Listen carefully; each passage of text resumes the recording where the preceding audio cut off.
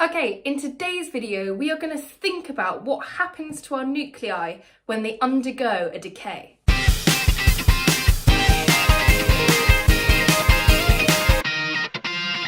So, in this video, we are going to talk about parent nuclei and daughter nuclei.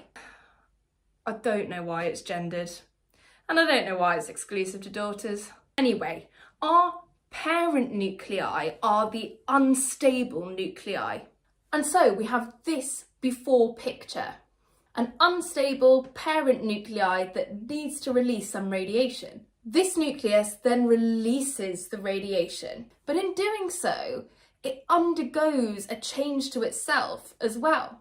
So in my after picture, you have the daughter nuclei and the radiation. The daughter nucleus is now the stable nucleus that my parent nucleus changed into. Let's have a little look at alpha first. Here we have some uranium-238. It has got 92 protons and 146 neutrons in my unstable nucleus. As it releases the alpha radiation, and remember my alpha radiation is made up of 2 protons and 2 neutrons, that means that my daughter nucleus is left with 2 fewer protons and 2 fewer neutrons than the parent uranium nucleus. So my daughter nucleus has 90 protons and 144 neutrons and is now a thorium nucleus.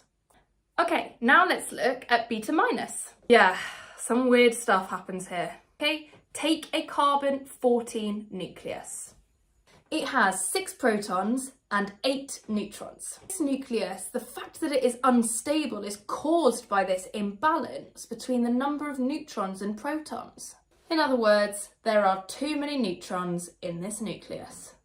So what happens is one of the neutrons in my carbon nucleus changes into a proton. And at the same time, a beta minus particle is released from the nucleus. So, because one of my neutrons changed to a proton, I now have 7 protons and 7 neutrons. This is a nitrogen-14 nucleus. And we've restored the balance. Okay, so what about a beta plus? Well, let's take a magnesium-23 nucleus. This nucleus has got 12 protons, but only 11 neutrons. And this nucleus doesn't like having that many protons and would like to turn one of them into a neutron. So, in this release of radiation, one of the protons turns into a neutron and a beta plus particle is released. So we are left with a daughter nucleus that has 11 protons and 12 neutrons. So my magnesium has changed into a sodium nucleus. Okay, and finally gamma.